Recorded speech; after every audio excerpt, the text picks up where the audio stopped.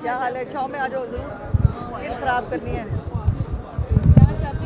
हाँ चले जी, करें जल्दी करें, 47 हो गए, टाइम नहीं है।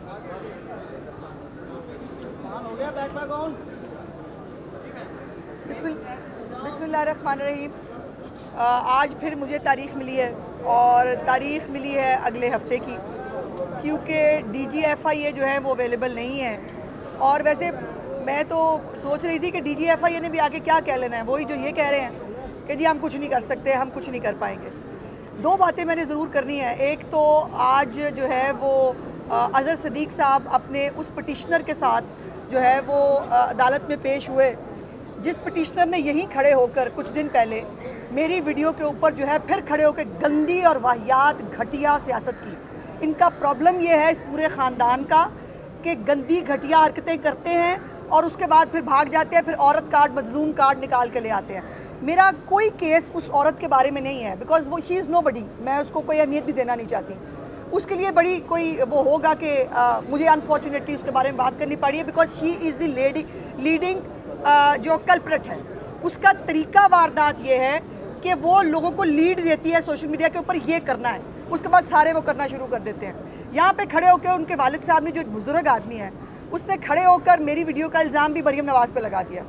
और कल परसों जब ये जलसा हुआ है लाहौर वाला, पूरी टाइमलाइन उस घटिया औरत की उठा के देखे, उसने जो जो ट्वीट किया मैं बता भी नहीं सकती।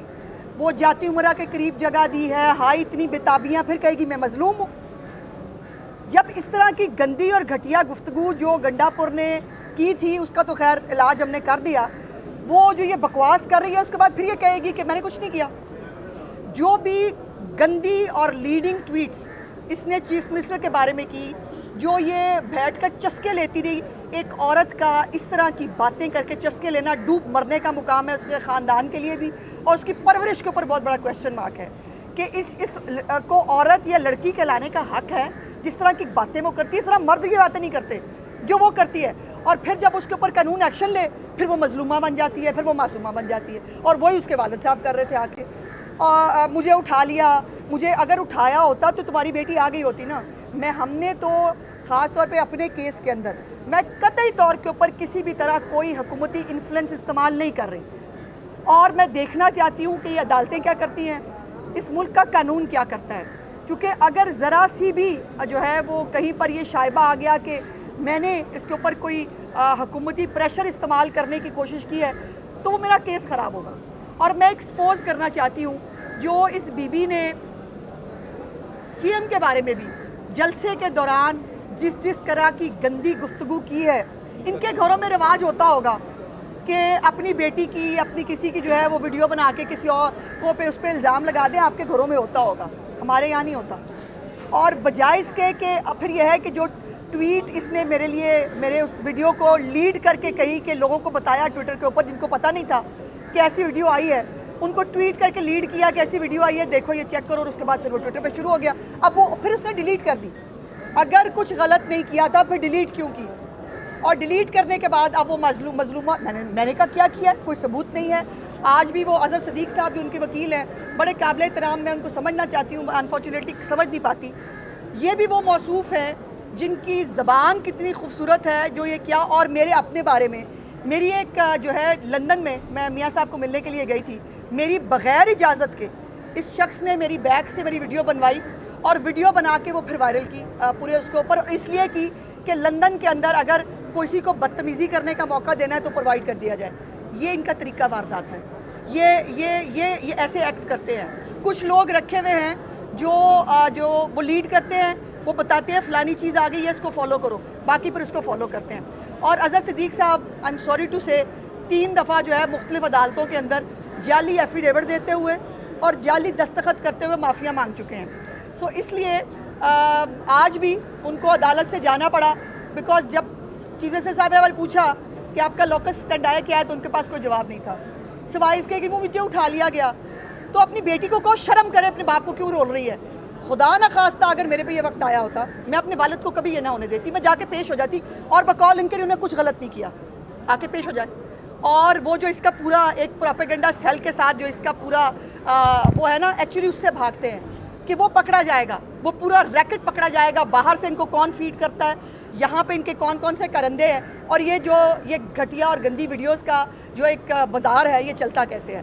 اور اسی لیے وہ بھاگ رہی ہے, وہ باہر نہیں آ رہی. میرا کیس اس عورت کے بارے میں نہیں ہے, میں اس کو کچھ نہیں سمجھتی, لیکن اس عورت کو جو سرغنہ ہے اس ساری چیزوں کا, اس عورت کو قانون کے انڈر آنا پڑے گا.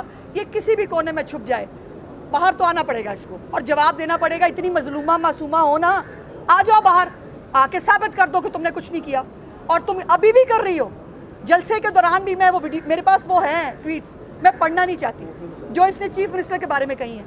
ہائے ہائے اتنی بے تابی, کمال ہے. تمہاری تربیت کو سلام ہے بھائی, اور تمہارے والد صاحب کو بھی سلام ہے بھائی, اتنا ہی کہہ سکتے ہیں. بتائیں کہ آپ کی حکومت ہوتے ہوئے آج آپ جو تاریخ و بہتری آپ کو ملی, اور آپ اس حوالے سے جو پریشان ہے, لیکن میں نہیں پریشان. عام آدمی کے ساتھ کیا ہوگا جو ایف آئی اے میں تقریباً ہزاروں کی تعداد میں درخواستیں دائر ہوئی ہیں؟ میرا اس درخواست کا مقصد یہ ہے, وہ کئی دفعہ کہہ چکی ہوں, میرے ذاتی طور پر اپنا ذاتی سرکاری انفلوئنس استعمال کر کے شاید اپنے لیے کوئی انصاف لے لیتی. یہاں روز اپنے آپ کو اس بیچ چوراہے میں کھڑا کرنا آسان نہیں ہے میرے لیے ایز اے عورت. بار بار لوگوں کو یاد کرانا کہ ایک فیک ویڈیو آئی تھی, یہ میرے لیے آسان نہیں ہے, لیکن یہ سیکریفائس مجھے کرنا ہے اپنی بیٹی کے لیے, اور ان بہو بیٹیوں کے لیے جو اس طرح سے عدالتوں میں آ کر روز نہیں بیٹھ سکتی, جن کو شاید سنا بھی نہیں جاتا, جو شاید پٹیشنز بھی نہیں ڈال پاتی. میرا کیس ان سب کے لیے ہے. اور یہ جو ناسور ہے نا, جو یہ پروپیگنڈا سیل چلا کر لوگوں کا منہ بند بلی کرتے ہیں, جو ان کے خلاف بولے گا, جو ان کی لائن ٹونی کرے گا, وہ کرکٹر ہو, وہ فنکار ہو, وہ سیاستدان ہو, اس کی ماں بہن کر دو تاکہ وہ ڈر جائے. عظمیٰ بخاری تو ڈرنے والوں میں سے پیدا نہیں ہوئی. آج ویسے مجھے ڈیڈی یاد آئے, اگر میرے والد صاحب آج زندہ ہوتے نا, میں دیکھتی اعظم صدیق کورٹ میں گھستا کیسے ہے. میڈم یہ بتائیں کہ گنڈا پور کو کیسے ٹھیک کیا ہے؟ اس کا سافٹ ویئر اپڈیٹ کر کے بھیجیے.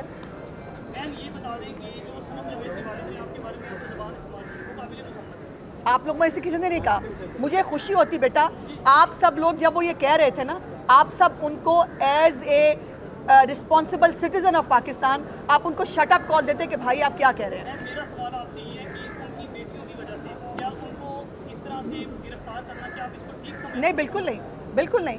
اور میں کہہ رہی ہوں, میں تو یہ کہہ رہی ہوں کہ بیٹیوں کو شرم آنی چاہیے, اپنے باپ کو مت رولیں. جو کیا ہے, اچھا عدالت کے اندر بھی وکیل صاحب نے کہا وہ بیٹی کے ساتھ جو مرضی کرے, ان کو کچھ نہ کہیں, تو بیٹی خود شرم کر لے نا, شرم کر کے باہر آئے, اور باپ کو جو ہے وہ نہ رو. لیکن باپ بھی جو ہے, I'm sorry, میں بزرگ آدمی ہیں, میں بہت, ان کی بھی جو لینگویج ہے جو انہوں نے یہاں استعمال کی, وہ بتا رہے ہیں کہ بیٹی ماشاءاللہ باپ کے نقش قدم پہ ہی چل رہی ہے. Thank you.